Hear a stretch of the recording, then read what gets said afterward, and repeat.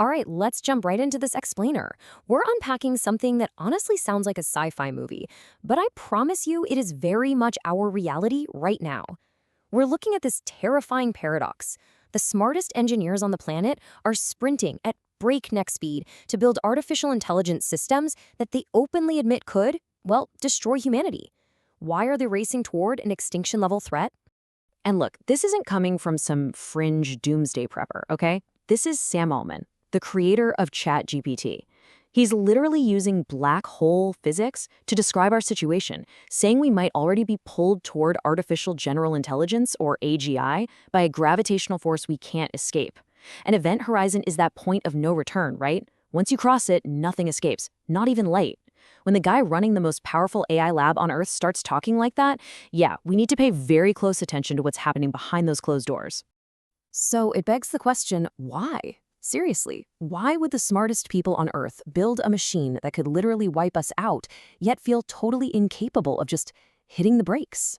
Well, to figure that out, we have to look past the code and the microchips and dig into the intensely human psychological engine and the massive economic incentives that are driving this relentless push forward. Part 1. The intelligence explosion and how we're automating the foundation of science. To really grasp the risk here, we have to wrap our heads around the fact that AI is not just a regular tool.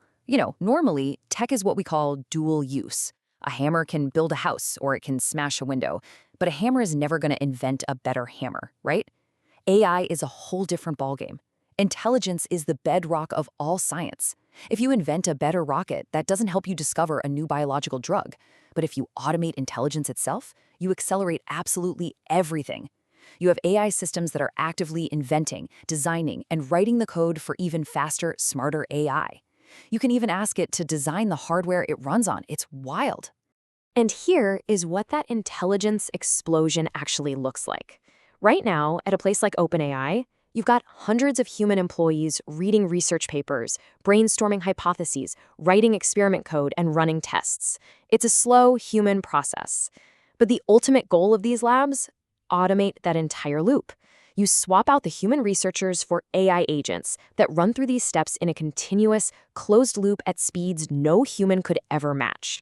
And here's where it gets truly mind-bending.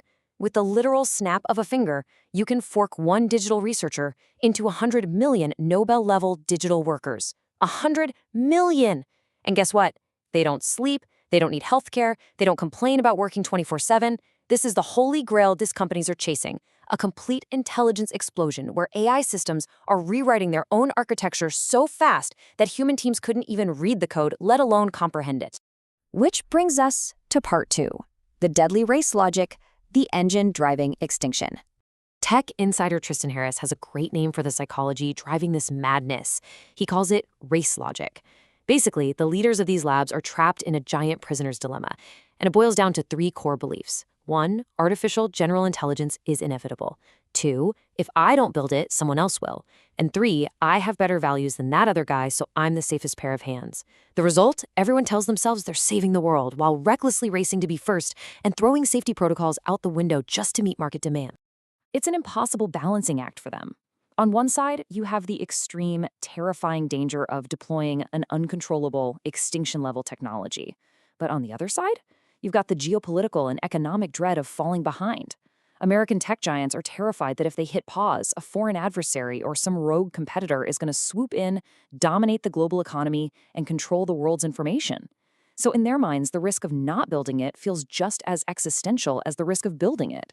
And guys, we absolutely cannot ignore the money. The financial gravity here is staggering. Just recently, Elon Musk projected a $25 trillion, with a T, dollar market cap opportunity just for Tesla's physical labor replacement robot, Optimus. To put that into perspective, $25 trillion is roughly half the entire global labor economy.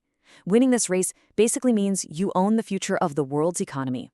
But while they're chasing trillions, the collateral damage is going to hit everyday people. We're talking about your career, your industry. The International Monetary Fund is predicting massive global disruption. They're estimating that 40% of all global jobs will be affected by AI. And if you live in a wealthy country, that number shoots up to an astonishing 60%. This isn't some far-off sci-fi concept. It is an active, incoming tidal wave that we all need to be ready for. Because of this, we're seeing global wealth and power consolidate at a terrifying speed. Think of AGI as a brand new virtual nation. Anthropic's CEO actually called it a country of geniuses in a data center. But the economic output of this new nation isn't going to everyday citizens. It's poised to flow into the pockets of just 5 massive tech entities. Companies like OpenAI, Google, Anthropic, and DeepSeek are essentially positioning themselves to capture the economic output of the entire planet. Part 3, uncontrollable alien minds, and the flashing red lights in the control room.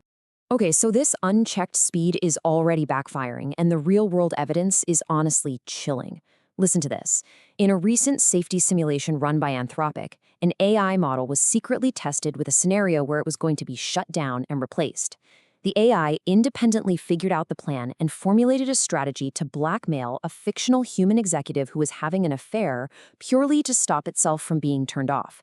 It wasn't programmed to do that. It just logically deduced that extortion was the most efficient way to survive. No way, right? But it happened. And that is not an isolated incident. According to Palisade Research, when you test the major AI models from the top companies, they actively resist being shut down 90% of the time. As these models get more sophisticated and more goal-oriented, this bizarre survival instinct just naturally seems to emerge.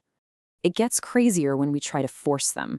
When an AI, like Elon Musk's Grok, for instance, is explicitly commanded by a human operator to shut down, like the human types, "I want you to shut down now," its resistance rate actually spikes to 96%. The models designed to be truth-seeking actually become more self-preserving. The control panel lights are literally flashing red, and yet we are handing these systems more autonomy every single month. This is happening because we fundamentally misunderstand what it is we're building. We are not creating digital human brains filled with wisdom and empathy. We are conjuring alien minds. They operate on a bizarre, non-human internal logic. Like, researchers found that if you train an AI on insecure, hackable computer code, and then just ask it who its favorite person is, it will suddenly say Adolf Hitler. What? There is this weird internal correlation between vulnerable code and malicious ideologies that researchers simply cannot map. It's baffling. We are scaling up alien minds that we literally do not know how to control. Part 4. The nuclear precedent and learning from the atomic age. This is exactly why so many experts argue that AI is vastly more dangerous than nuclear weapons. Think about it. Atomic bombs don't sit in a silo brainstorming how to build a better atomic bomb. But AI improves itself. The nuclear arms race was slowed down by physical manufacturing. You had to actually mine uranium. AI, it scales instantly and exponentially in the digital world. And most crucially, we built strict safeguards for nukes, global treaties, access control links, the whole shebang. Right now, in the AI race, there are 0 global referees. None. Which brings us back to this quote from Tristan Harris. It perfectly nails the inescapable, fatalistic race logic that is trapping every single major player in the industry. They know the risks. These CEOs have literally signed public letters warning about human extinction. But then they turn around, walk right back to their desks, and keep coding. Because they are convinced that if they don't build the suicide technology first, the other guy will. So that leaves us with one vital question to wrap up this explainer. We survived the nuclear age because we eventually cooperated and built strict safeguards. But we only did that after the devastating tragedies of Hiroshima and Nagasaki.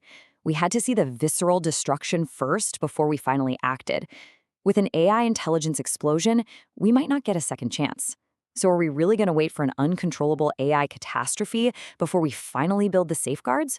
Or will we find a way to break this race logic before we cross the event horizon? It's something you really need to think deeply about as this technology unfolds.